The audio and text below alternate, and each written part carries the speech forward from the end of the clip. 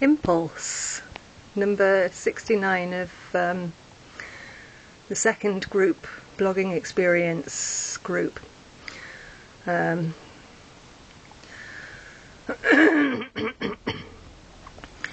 I've been really quite ill for the last, probably coming up 6 weeks now. I've been having a lot of problems with breathing, and ridiculous as it might sound to some people,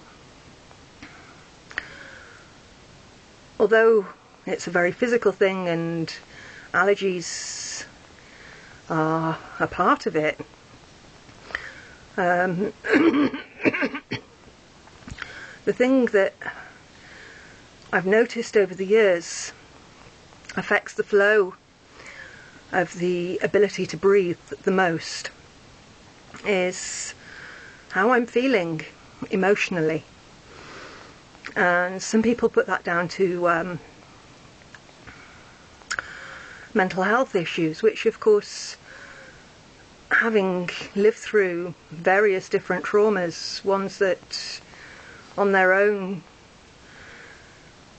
some of them, if someone experienced just one of the major traumas that I've experienced, could be caught in the blame game, I suppose, that I was talking about in last week's blog.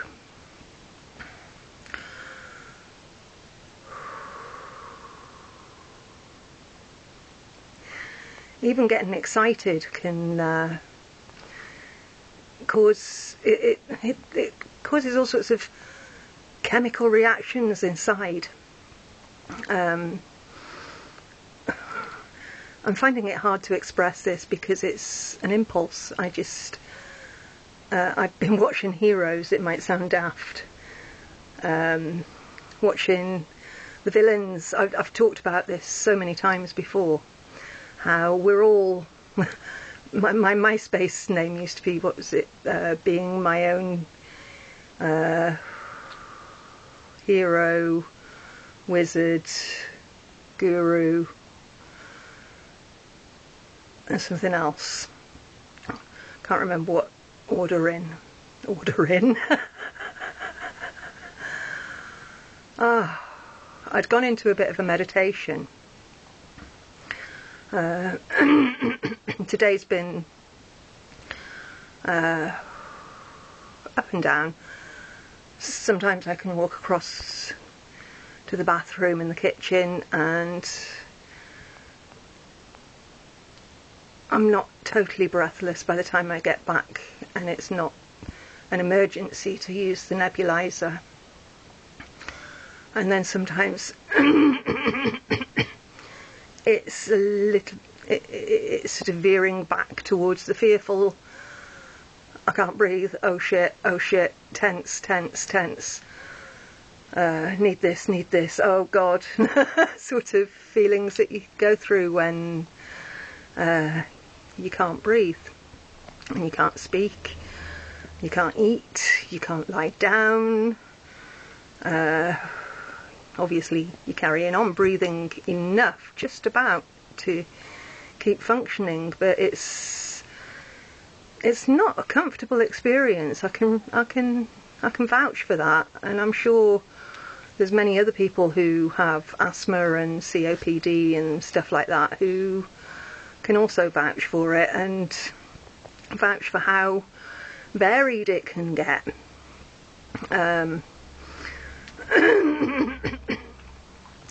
haven't properly thought this through, and in some ways I wanted to write it, but I can't sit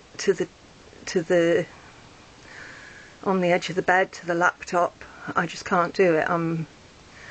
I've been feeling quite rough. I've had spasms going down my arms and my hand locked 10 o'clock 40 minutes ago, and I was getting spasms down my legs and cramps in my feet, and I just had to relax and meditate because it's uncomfortable. Otherwise it just keeps on getting more and more uncomfortable, and more uncomfortable you get, the more you tense, and the more it's difficult to let go of the muscle tension that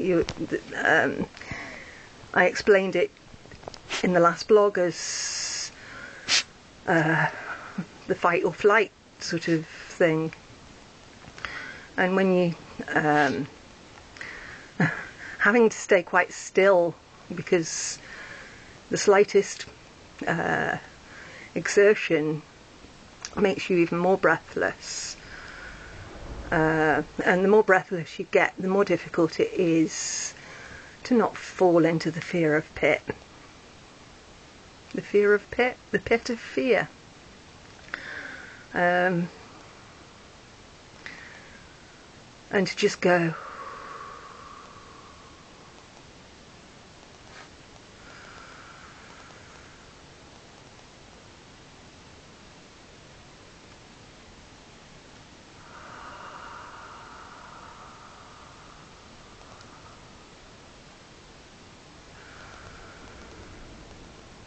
Ah.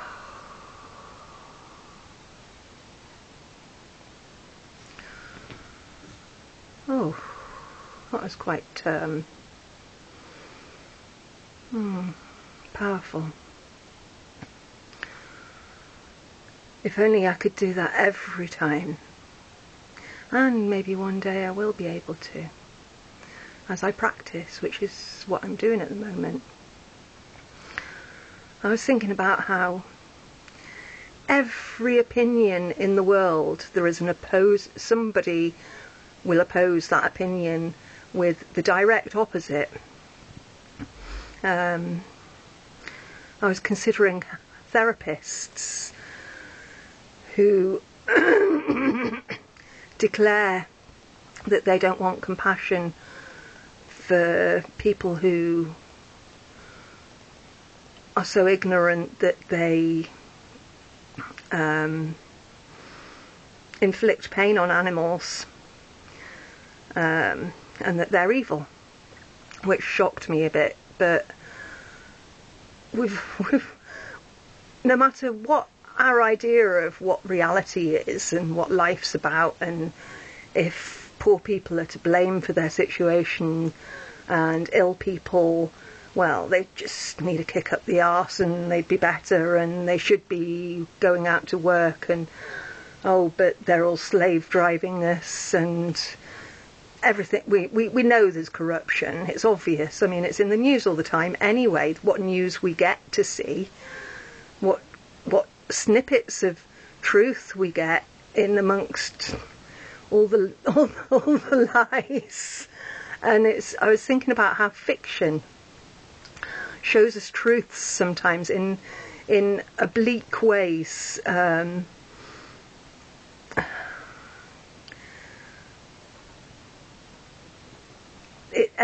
how I saw something about positive thinking being debunked, and you can debunk anything with a direction to debunk it. Oh God, I wish the impulse would have given me a little bit more time to develop what I'm thinking, but I feel I stand by what I said about positive thinking, but we can't deny the negative thinking. We have to embrace our negative thinking in some ways, to let it go. Embrace the fear.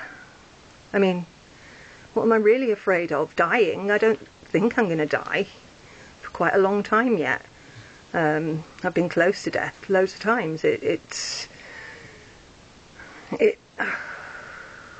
That's not the fear. The fear is leaving behind before I've finished doing what I want to do, before I've had a time where, having practiced and suffered so hard in the practice, because boy, it is real suffering, isn't it? It hurts and I don't like it.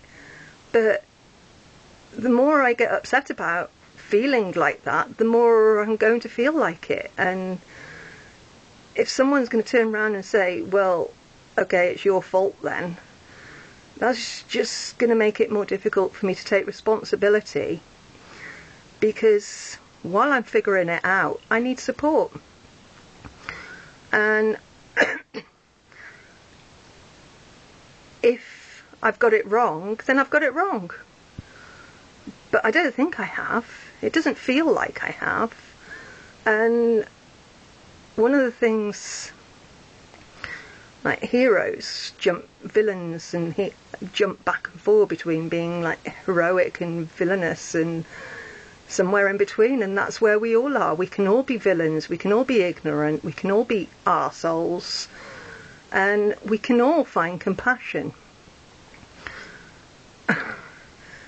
And compassion, actually, for the people who we see as not doing maybe so well as we are, or maybe it's more, we know what the struggle feels like, and we don't want anyone to feel that. Really, I don't know what I'm talking about, do I?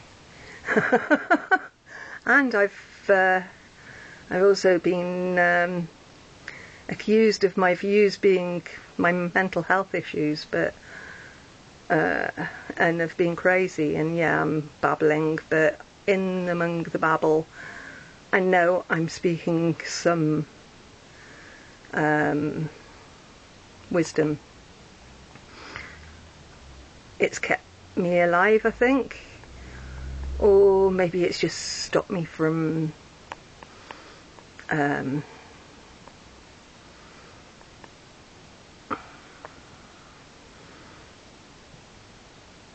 don't know what would have happened if I'd have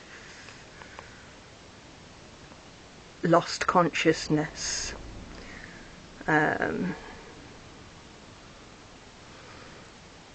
In January, when the ambulance men were treating me around the toilet door and I couldn't stand up to wipe my bum and pull my pants up because it was just too much effort, and I was doing my best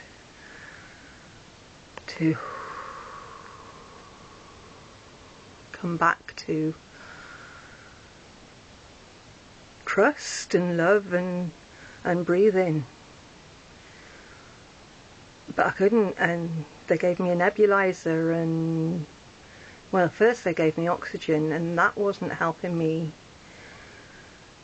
regain my breath enough to get out of the bathroom and wipe my bum and flush, and it was a bit, you know, it's not how you want to potentially die.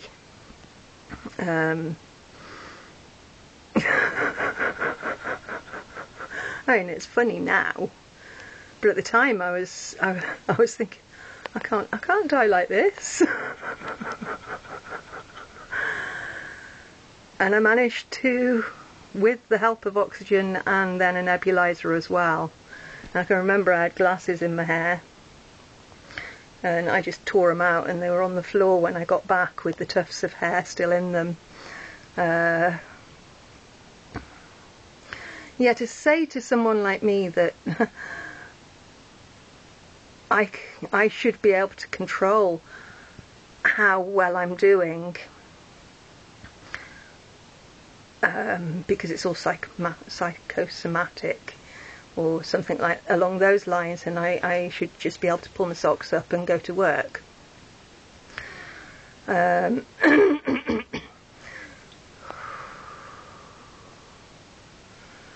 Yeah, I think this is probably too babbly, and I might have to do a bit more of a write-up later. Some people are cruel. I don't know if they realise just how cruel they're being. And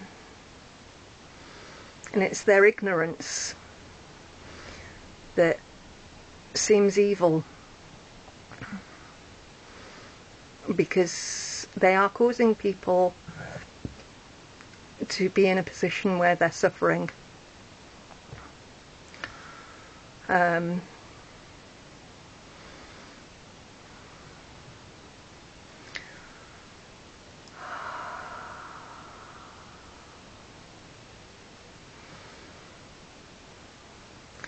it's their own fears and ignorance that causes them to do that.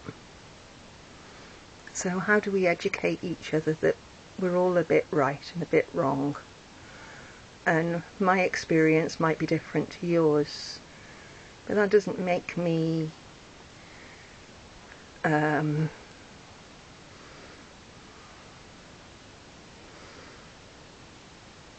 undeserving of support. Because we support each other, that's how we become humanity, that's how we are community. No man or woman can be completely happy alone, although they can be happy, but they can't survive alone unless they are able to cook all their food, grow it all, grow their own medicine, know how to look after themselves, survive through anything. That's the only way. And that's I need to develop this more, but I'm still going to share it.